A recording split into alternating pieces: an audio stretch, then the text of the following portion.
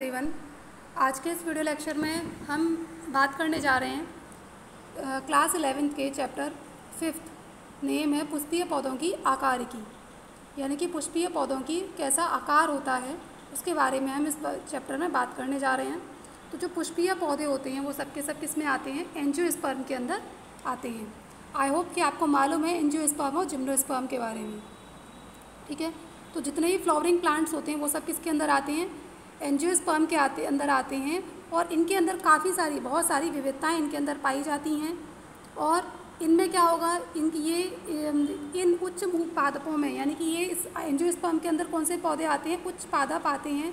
और ये किस में विभक्त होते हैं? ये मूल यानी कि जड़ में, स्तंभ यानी कि तने में, पत्तियाँ, फूल, फलों आदि में ये मतलब विभाजित होते हैं। ये सब चीज़ें इन सब चीज़ों में ये जो पौधे हैं वो विभाजित होते हैं। तो इन्हीं को हमने किस में क्या बोला? पुष्पीय पौधे इनको कहा। और ये हमें कैसे पता चला? ये हमने इनकी बाह्य आकारिकी को देखा और उसके आधार पर हमने बताया कि जितने पुष्पीय पौधे या एंजियोस्पर्मिक पौधे होते हैं उनके अंदर ये सारे डिवीज़न मिलते हैं, यानी कि मूल, स्तंभ और पत्तियाँ, पुष्प, कली, ये सब चीज़ें या फल इनके अंदर होते हैं। और इन्हीं को हम क्या बोलते हैं? पुष्पीय पौधे हम इनको कहते हैं। अच्छा, अब ये होता है कि ये जो आकारिकी है इसको जानना क्यों ज़रूरी था? इसके बारे में क्यों मतलब इसको जानने की आवश्यकता थी? क्योंकि अगर आकारिकी अगर आपको पता होगा तो आप इजीली किसी भी पौधे को रिकॉग्नाइज़ कर सकते हैं, उसको आइडेंटिफाई कर सकते हैं। अगर आपको आकारिकी नहीं मालूम है उसकी तो आप उस पौधे को आइडेंटिफाई नहीं कर सकते हैं और साथ ही साथ उसको पहचान भी नहीं सकते हैं। जैसे कि आम का पौधा है, अब अगर आपको पहचान है उसकी बाह्य आकारिकी को अगर आप जानते हैं तो आप बता देंगे उसमें अगर ऐसी लीफ है तो आप कहेंगे कि ये आम का पौधा है। और अगर इस टाइप की लीव्स होंगी, इस तरीके से कंपाउंड लीव्स होंगी, संयुक्त पत्तियां होंगी, तो आप कहेंगे ये आम का पौधा नहीं है। तो इसीलिए आपको अगर बाह्य आकारिकी से अवेयर हैं किसी भी पौधे की तो आप बता देंगे कि ये जो पौधा है ये आम का है या किसी और, या नीम का, या जिसका भी है उसका है। तो बाह्य आकारिकी की इसलिए भी आवश्यकता थी। साथ ही साथ बाह्य आकारिकी की आवश्यकता इसलिए भी थी कि जो बाह्य आकारिकी होती है उसके बेस पर हम बता देते हैं कि अगर मान लो किसी के अंदर कोई टॉक्सिक सब्सटेंस डिपॉजिट हो रहा है या फिर किसी के अंदर कोई एफिशिएंसी या डेफिशिएंसी आ रही है तो क्या होगा कि किसी भी ऑर्गेनिज्म का या उस पौधे का क्या होगा, आकार जो है बदल जाएगा। और अगर उसका आकार बदल जाएगा यानी कि मॉर्फोलॉजी जो है उसकी वो चेंज हो जाएगी, बाह्य आकार उसका बदल जाएगा, तो उसको अकॉर्डिंग हम उसको देखकर बता देंगे कि इसके अंदर इस तत्व की या फिर इस चीज़ की कमी हो गई है जिसकी वजह से ये जो पौधा है या ऑर्गेनिज्म है ऐसा दिखाई दे रहा है। सपोज़ कीजिए कुछ पत्तियां जो हैं पौधे के ऊपर कैसी हो जाती हैं? पीली सी दिखाई देती हैं, पीली सी दिखाई देती हैं। तो हमने ये कैसे पता लगाया? ये हमने बाह्य आकारिकी को देखकर पता लगाया। पहली बात तो बाह्य आकारिकी किसी भी पौधे को रिकॉग्नाइज़ करने में हेल्प करती है ना। दूसरी बात, बाह्य आकारिकी किसी भी पौधे को अगर मान लो उसमें सडनली कुछ चेंजेस आ रहे हैं तो क्या होगा, उसकी आकारिकी बदल जाएगी और उसके आधार पर हम बता देंगे कि इस पौधे के अंदर इस सब्सटेंस की या इस तत्व की कमी हो गई है जिसकी वजह से इसका जो पौधा है वो कलर इसका चेंज हो रहा है। जैसे पत्ती का पीला हो जाना तो हम कहेंगे क्लोरोफिल या सनलाइट इसको प्रॉपर वे में नहीं मिल रही है, इसलिए जो पौधा है ये येलो हो रहा है। तो बाह्य आकारिकी को जानना इसलिए भी ज़रूरी है। ठीक है, अब इसके बाद हम इसमें बात करेंगे नेक्स्ट मूल की। तो मूल जो होती है द्विबीजपत्री और एक बीजपत्री आपने पौधे पढ़े होंगे। द्विबीजपत्री और एक बीजपत्री आपने पौधे पढ़े होंगे। द्विबीजपत्री पौधे कैसे होते हैं? जिनके अंदर 2 पत्र होते हैं। और एक बीजपत्री कौन से होते हैं? जिनके अंदर केवल 1 पत्र होता है। जैसे द्विबीजपत्री में चना, मटर और क्या नाम है उसका, दालें जितनी भी हैं वो सब द्विबीजपत्री में आ जाएंगी। और अगर जैसे गेहूँ है, चावल है, बाजरा है, ये सब किस में आ जाएंगे? एक बीजपत्री में आ जाएंगे, क्योंकि इनके अंदर केवल 1 ही पत्र होता है इसलिए। अब जो द्विबीजपत्री हैं वो लंबे होने पर क्या बनाती हैं? पहले प्राथमिक मूल को बनाएंगी जो कि मिट्टी में उगती है।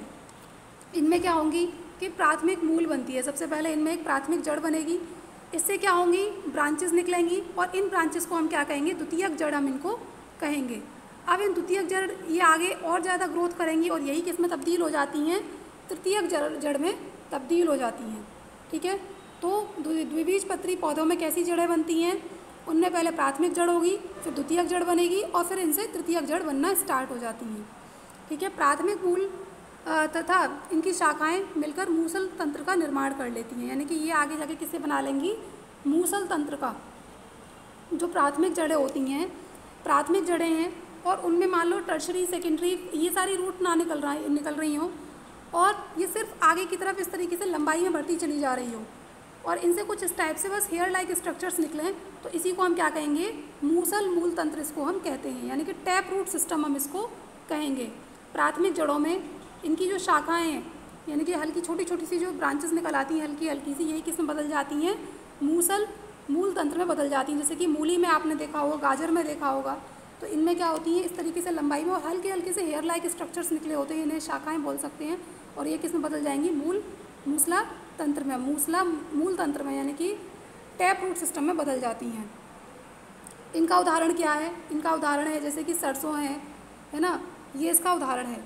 अब एक बीजपत्री में क्या होता है, एक बीजपत्री में जो प्राथमिक जड़ें होती हैं ये अल्प आयु की होती हैं, यानी कि जो टैप रूट्स होती हैं, ये जो यहाँ पर जो टैप रूट्स ये जो प्राथमिक रूट्स होती हैं ये किसकी होती हैं, ये अल्प आयु की होती हैं। अल्प आयु की क्यों होती हैं, क्योंकि मान लो वो है गेहूं का पौधा है और गेहूं के पौधे में ये प्राथमिक जड़ निकल आई।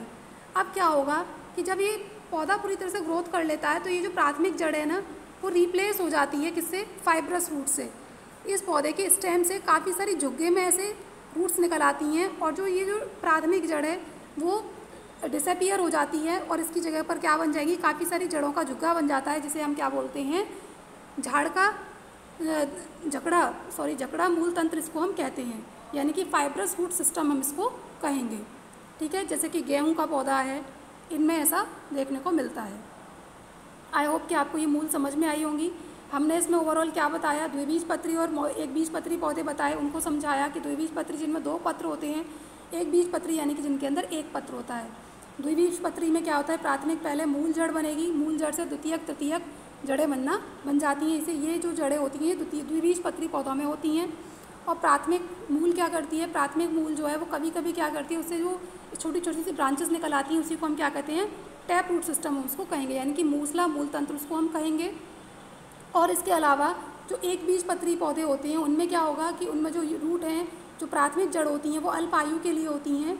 इनकी जो जो प्राथमिक जड़ें हैं वो अल्प आयु के लिए होती हैं और इनसे क्या होंगी, ये जो प्राथमिक जड़ें वो डिसअपीयर हो जाती हैं। इसके बाद यहाँ पर क्या आ जाएंगी, कुछ झाड़ी नुमा पत्तियाँ, झाड़ी नुमा जो मूल हैं, जो जड़ें हैं वो यहाँ पर बन जाती हैं, उसे जकड़ा मूल तंत्र कहते हैं। इसका उदाहरण है गेहूँ।